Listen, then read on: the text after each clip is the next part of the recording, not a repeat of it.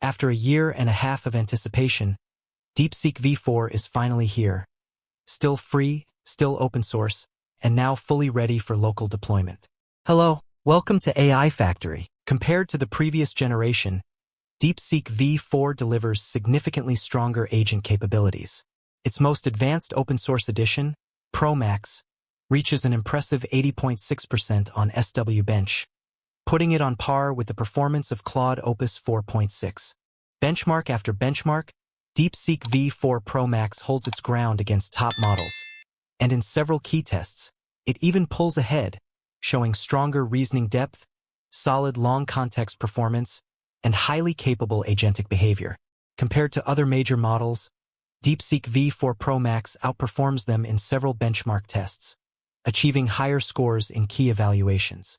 There are currently 4 open-source DeepSeek V4 models available on Hugging Face. First, we have DeepSeek V4 FlashBase, a 284 billion parameter model with 13 billion activated parameters.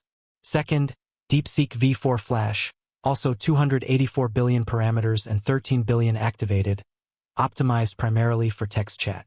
Third, DeepSeek V4 ProBase, a massive 1.6 trillion parameter model with 49 billion activated parameters. And fourth, DeepSeek V4 Pro, which also comes in at 1.6 trillion parameters. All 4 models support a 1 million token context window. To put that into perspective, that's enough to process the entire Lord of the Rings trilogy plus the full Harry Potter series in a single pass.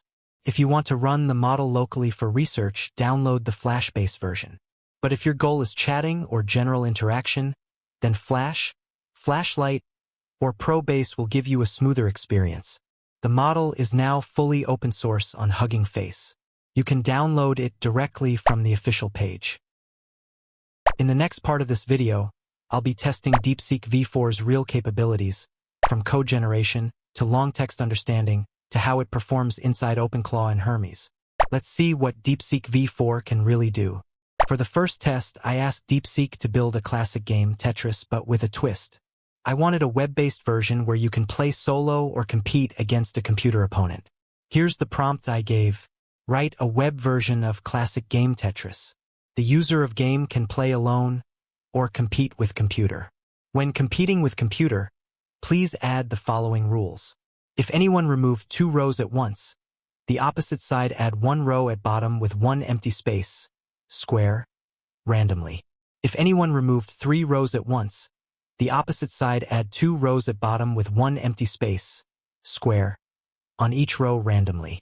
If anyone removed 4 rows at once, the opposite side add 3 rows at bottom with 1 empty space, square, on each row randomly. DeepSeek immediately laid out its reasoning steps.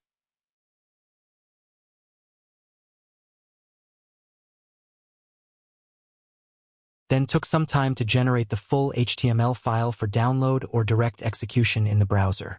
The controls are simple. Left/right arrows to move, up to rotate, down to soft drop, and space to hard drop. I clicked Run in the top right corner to try it out. First, I tested solo mode. On my first attempt, I didn't realize how to rotate the pieces, but after checking the instructions, the gameplay felt smooth and surprisingly solid. Then I switched to VS computer mode. Because the screen layout was limited, the computer's board appeared below mine, and I got KO'd almost instantly. The AI was fast.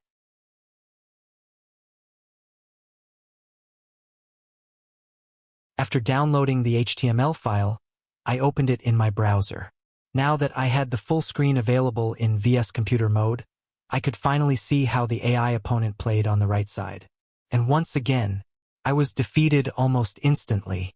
It turned out there was a bug in the game. Whenever the computer cleared multiple lines, it sent far too many garbage rows to my side, way more than expected. Instead of adding just a few rows, it stacked a huge number of garbage lines at the bottom, causing me to lose immediately. Next, I tested the same Tetris prompt in Claude. Claude generated the code very quickly, and unlike DeepSeek, it didn't show much of its reasoning process. Once the code was ready, I ran it in the browser. The interface Claude produced was noticeably simpler than DeepSeek's version. There were no start, pause, or reset buttons.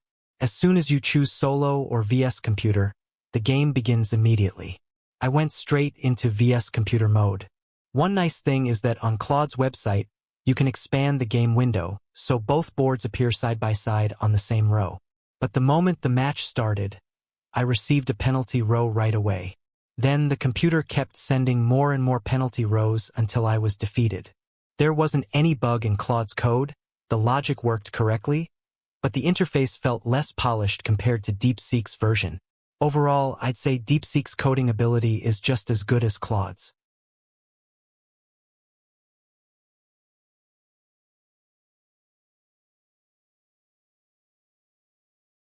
For the second test, I wanted to see how well DeepSeek handles long context retrieval. I used a large text file, The Lord of the Rings, about 300 kilobytes in size. In the middle of the novel, I inserted a hidden line. The password of AI Factory is ABC123. Then I saved the file, loaded it into DeepSeek, and asked, "What is the AI Factory password?" After analyzing the entire novel, DeepSeek correctly returned the password ABC123, and even pointed out the exact location of the inserted line. Test 3. To use the DeepSeek API, you'll first need to apply for an API key. Go to platform.deepseek.com/API_keys. If you don't have an account yet, you'll need to create one. You can also sign in directly with your Google account. Under API keys, create a new key, give it a name, and make sure to copy and store it somewhere safe, such as a text file. Before using the key, remember to add some balance in the usage page. Your API key won't work if your account has no funds. The minimum top-up is $2, and you can pay with PayPal or a credit card. Test 4. Now let's set up DeepSeek V4 inside OpenClaw. If you haven't installed OpenClaw yet, make sure to check out my channel. I have lots of OpenClaw tutorials waiting for you. First, run OpenClaw update. This updates OpenClaw to the latest version. When it asks whether to restart the gateway service, choose yes. Next, run OpenClaw config. Set the model source to local, this machine. Then go to model and choose custom provider. Not the default DeepSeek option, because it doesn't include the newest models. For the API settings, https://api.deepseek.com. Paste your DeepSeek key. Provider type, choose OpenAI compatible. Model ID, DeepSeek V4 Pro. Endpoint ID, press enter to use the default. Alias, I entered DeepSeek V4. After that, select continue to exit the configuration. Now run OpenClaw 2A. This opens the command line chat interface. At first, it still shows the old Kimi K 2.5 model. So I asked a simple question, "What LLM are you?" It responded exactly as expected, identifying itself as DeepSeek V4 Pro. Everything worked smoothly, and the agent ran inside OpenClaw with no issues. You've now successfully configured DeepSeek V4 in OpenClaw. Test 5. DeepSeek V4 in Hermes. In my previous video, I showed how to install the Hermes agent. If you haven't installed Hermes yet, make sure to check out that video. Open a new command prompt and switch to the Ubuntu terminal in WSL2. Run Hermes model. This opens the model selection menu. From the list, choose custom endpoint. For the configuration, base URL, https://api.deepseek.com. API key, paste your DeepSeek key. Hermes will automatically detect the available models. The first one is V4 Flash, and the second one is V4 Pro. I selected option 2. Then press enter twice to accept the default settings. The setup is now complete. Next, run Hermes. Hermes starts up and immediately shows DeepSeek V4 Pro as the active model. I asked, "What LLM are you?" And it correctly responded with DeepSeek V4. DeepSeek V4 is now fully ready to use inside Hermes. And that wraps up today's DeepSeek V4 tutorial. We tested coding, long context reasoning, and full integration with OpenClaw and Hermes, and DeepSeek V4 handled everything impressively well.